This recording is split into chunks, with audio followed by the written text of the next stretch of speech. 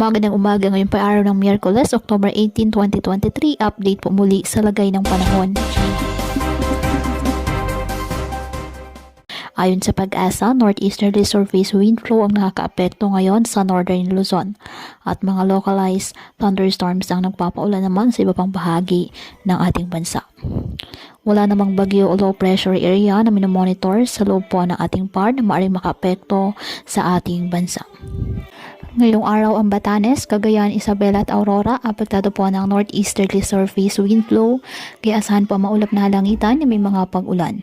At ang nalalabing bahagi ng ating bansa kasama na po ang Metro Manila bahagyang maulap hanggang sa maulap na halangitan with isolated rain showers or thunderstorms dahil sa northeasterly surface wind flow at localized thunderstorms.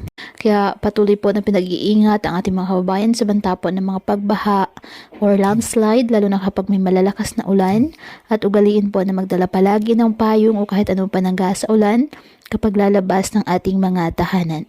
At yan po muna ang update sa lagay ng panahon ngayong araw. Muli patuloy po tayo na mag-ingat at palaging tandaan, God loves you. Stay safe and God bless.